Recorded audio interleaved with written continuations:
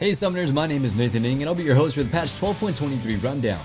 Today we're going to be covering the changes and also provide you guys with the updated tier list for all 5 roles to give you an idea what's going to be good and what's not going to be so good in each role this patch. Winning starts with drafting the right champions, and this video will give you an immediate advantage over your other players in solo queue.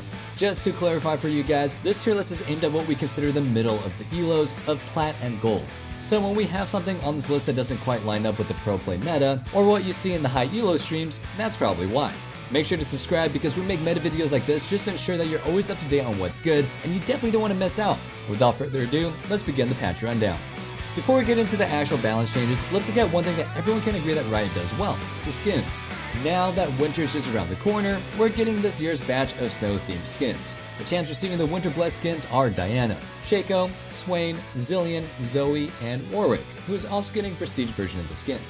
Now that we've covered the skins, let's talk about the upcoming system changes. Sunfire Aegis is seeing a little bit of a buff, with the cost going down by 100 gold, and the HP it gives going up from 400 to 500. Contrary to what a lot of people are saying, tanks aren't suddenly broken with all the new items that they have to play with. That's why 7 of the 9 champions being buffed this patch are tanks, which I'm not sure if I'm a fan of, because when the tank meta is a thing, I just don't find the game just as fun. But that's just my opinion. Those champions' specific buffs along with Sunfire's build should be enough to help them move back to a healthier spot. Ravenous Hydra is also seeing a nerf. The additional Omnivamp that you get from stacking this passive is being removed, and the splash damage is being lowered from 60 and 30% down to 50 and 25% for melee and ranged champions respectively. This definitely makes the item a little bit less overbearing, but it's still going to be plenty strong on the champions that build it. The jungle as a whole is also getting some attention this patch. There are quite a few changes here. Companions do a bit less base damage, but now have scaling off of bonus armor and MR to help tanks out. 20% damage amp no longer applies on epic monsters. Camps give a bit more sustain now, but treats give less gold since junglers are overall making more money now than before.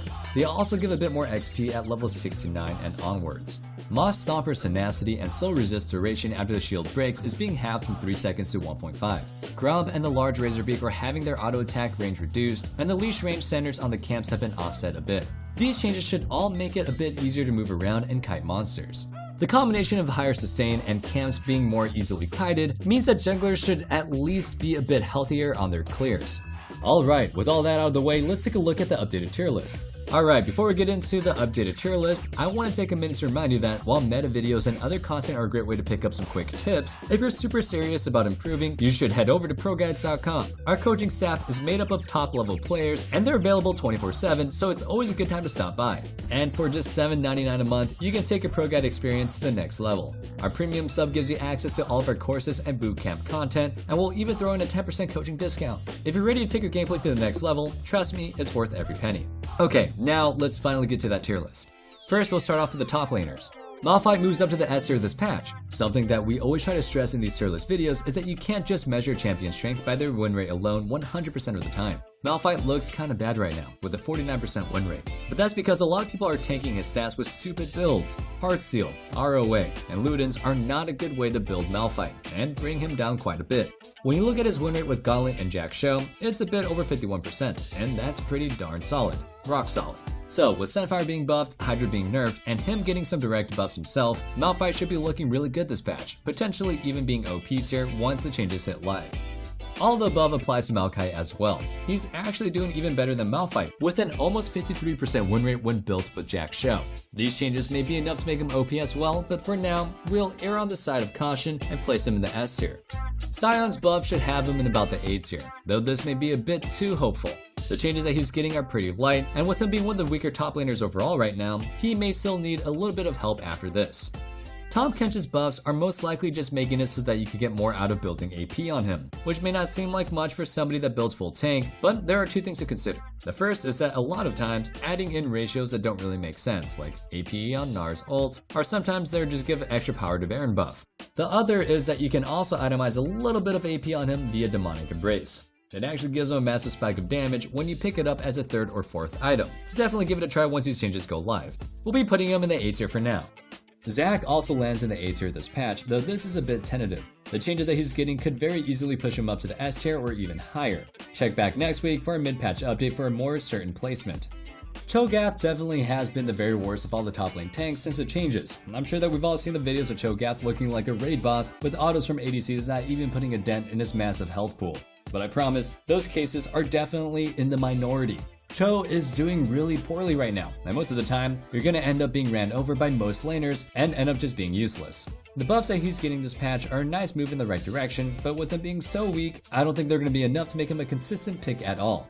Now for the jungle, here's our list. Nocturne moves up to the OP tier. He's already been doing super well lately, and with so many of the other top tier picks being hit with some decently heavy nerfs this patch, it shouldn't really be a surprise that he's wiggling in to claim a spot up here. What makes Noct so strong is that he can build super beefy like a bruiser, but maintains his assassin capabilities. You can go for picks on somebody farming in a side lane just as easily as you can just jump into a teamfight without having to wait for your teammates to make a play. The nerfs Mordekaiser is getting this patch are aimed at lowering his clear speed, and they're pretty significant. But with such an overwhelmingly OP champion, he's still definitely going to be strong. We think he's worthy of being in the S tier still, but we could be wrong either way. He could still be OP after this, or you could go a bit further down to the A tier. Like Mord, Trundle is seeing some nerfs that are going to be pretty impactful, but he's also in such a strong spot right now that he should still be in the lane somewhere between the S and A tier. For now, we'll go with the higher option. Amu is getting a lot of little changes to his kit. Basically, he'll be a bit beefier and do some more damage in extended fights. Those buffs, along with the Sunfire ones, should help the little guy out a bit. We'll be putting him in the A tier for now. Shyvana seems to be getting the harshest nerfs of all our OP tier picks. With so much damage being taken out of her W and E, we think that she'll drop down to the A tier. She's definitely still a viable pick, but I think the goal here is to make her less safe. You still need to do the tank build, but you won't carry as hard. If you want to be 1v9, you need to be building a little bit more damage, making her a bit more high risk, high reward. Lilia also drops down to the A tier. Taking 30 damage off an ability that you can spam so much really does add up fast. That's extra swings to clear your camps, and with Lilia being a champion that is so heavily focused on clearing the jungle, that can be a big nerf on its own. But it's not just your clear speed to worry about. Q is also your main source of damage when fighting other champions. Losing out on so much damage from her Q can mean that fights that you previously may have won can definitely swing the other direction now. Zac and Maokai are pretty much in the same spot right now, so we'll be lumping them together for this. The preseason has been really rough for them, and with both of them being between the D and C tiers, they're heavily reliant on the old jungle items, Omnivamp, and Drain Effect to sustain as they cleared. Now they clear slower and have way less health, and in the new jungle, being behind early is a lot more punishing due to the evolutions some companions have. The buffs they're receiving, as well as them now factoring bonus resistances into jungle companions, may help a bit, but I don't think either of these picks will make it much higher than the B tier. Maokai maybe has a chance since his Q is his bread and butter and is getting a pretty decent buff, so he could end up in the A tier, but I'm not too hopeful about it. Now here's our mid lane tier list. Twitch continues to be such a successful mid laner that we're moving him up to the OP tier. You may think that a squishy marksman like Twitch would just be a fodder for certain champions mid, but that's severely underestimating what he can do as a laner. It's not like he can just sit there and let people kill you. Twitch's damage is absolutely insane. Even at level 2, you can easily get a foe under half HP with a single trait. He bullies melee and range champions alike, his roams are OP, and his scaling is nuts. Plus, he can build to kill tanks with Riftmaker, or itemize Crown and Zhonya's to be immortal, even against scary assassins later. Syndra drops to the A tier this patch. She's definitely still viable, but due to her insane performance in Master Plus getting her some pretty decent nerfs this patch, she's probably not going to be a champion worth blind picking every game. It's better to wait and make sure that you have good matchups first, since her scaling is a lot less guaranteed now. Now let's move things down to the bot lane.